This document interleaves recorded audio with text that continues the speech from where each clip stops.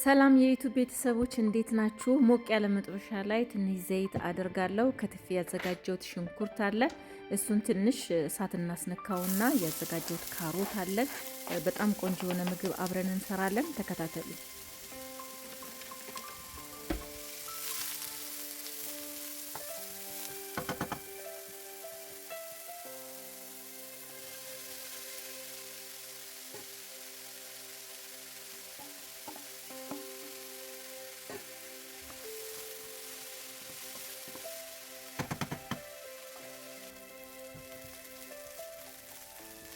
ሽንኩርቱንና ካሮቱን እንደዚህ ትንሽ ካበሰልኩኝ በኋላ ነጭ ሽንኩርት አደርግበታለሁ። ነጭ ሽንኩርት ምግብ በጣም ነው የሚያጣፍጠው። ደስ የሚል ጣዕም፣ ደስ የሚል ሽታ እንዲኖረው ያደርጋል። እሱንም አንድ ላይ ትንሽ ነው ጠበስ የማደርገው፣ ብዙ አላበስለውም።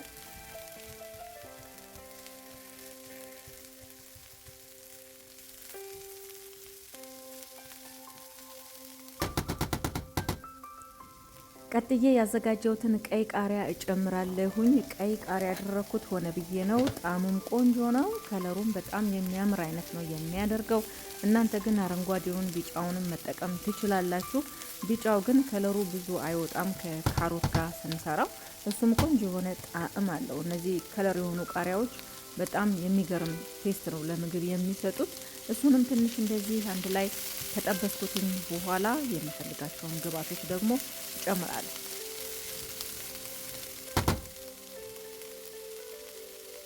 ትንሽ የድንብላል ቅጠል አደርጋለሁኝ። እቺን ቅጠል እኔ በጣም ነው የምወዳት። የምሰራው ምግብ ሁሉ ላይ ነው የምጨምረው።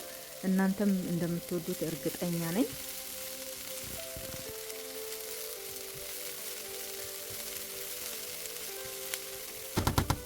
ካሮቱ ከሌሎቹ አትክልቶች ትንሽ ጠንከር ስለሚል ትንሽ ውሃ ጠብ አድርጌ ትንሽ አበስለዋለሁ።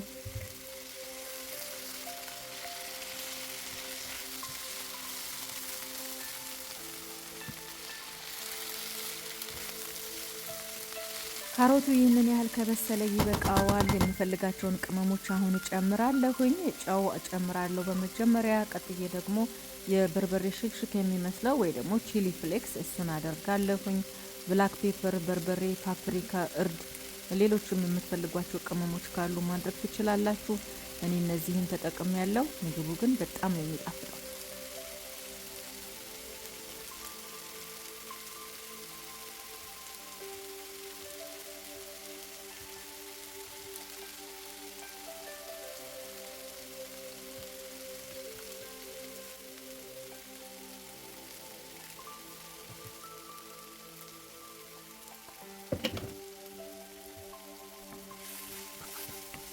ይህንን የምግብ ቻናል ለመጀመሪያ ጊዜ እየተመለከታችሁ ያላችሁ ሰዎች ካላችሁ ቻናሉን ሰብስክራይብ አድርጉ። ሌላ ቀን አዲስ ቪዲዮ ስንለቅ ይደርሳችኋል።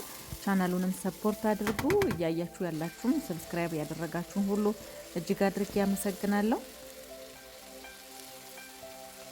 ቅመሙን ጨምረን እንደዚህ ከተዋሃደ በኋላ ቀቅዬ ያዘጋጀኋቸው ግብአቶች አሉ። ኦሬዲ የበሰሉ ስለሆኑ ሁሉንም ጭምር አድርገን ማቀላቀል ነው። ከዛ እንዴት የሚያምር አይነት ምግብ እንደሆነ ታዩታላችሁ። በመጀመሪያ የተቀቀለ ሽምብራ አድርጌያለሁኝ። ሁሉም የተቀቀሉ ናቸው። ምስር ጨምሬያለሁኝ። ቀዩን ቦለቄ አድርጌያለሁ። እናንተ ሌላ አይነት ቦለቄ ቤት ውስጥ ካላችሁ መጠቀም ትችላላችሁ። ቀቅዬ ያዘጋጀሁትን ኪንዋ አድርጌያለሁኝ። ይህንን ለብቻው በደንብ አድርጌ አዋህደዋለሁ።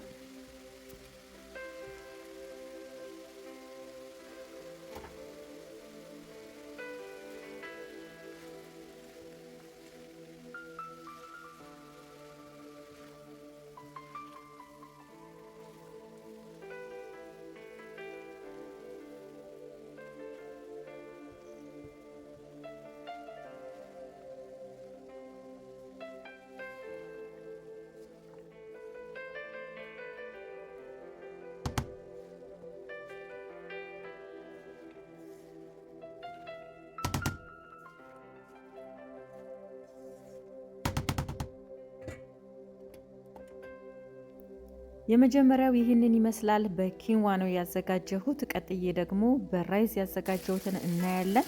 ቅድም ካዘጋጀነው ካሮት ቀንሼ ያዘጋጀሁት ነበር። እሱ ላይ ደግሞ ሌሎችን ግብአቶች ጨምሬ በራይዝ ምን እንደሚመስል አብረን እናየዋለን።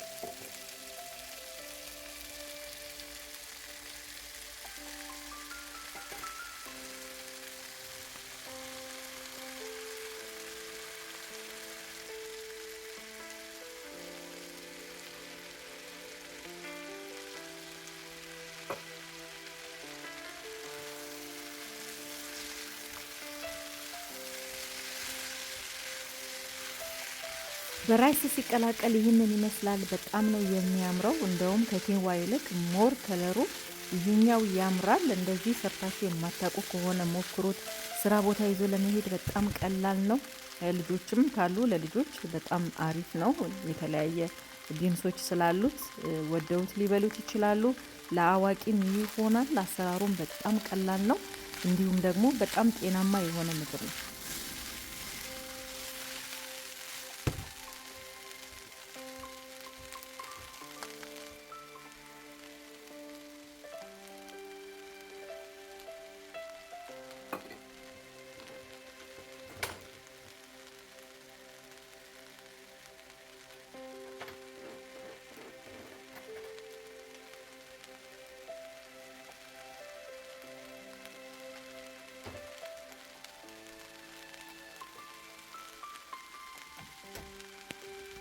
እኔ ትንሽ ራይዙን ጨመር አድርጌ በዛ አድርጌዋለሁኝ። እናንተ ራይዙን ቀነስ አድርጋችሁ ቢንሱ በዛ ቢል የበለጠ ያምራል።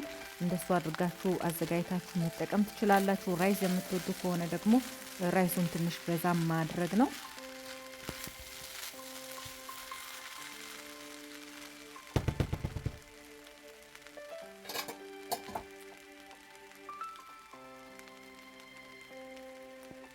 የቻናሌ ቤተሰቦች ለዛሬ ይዤላችሁ የመጣሁት የምግብ ዝግጅት ይህንን ይመስል ነበር። አብራችሁኝ ስለቆያችሁ እጅግ አድርጌ አመሰግናለሁ።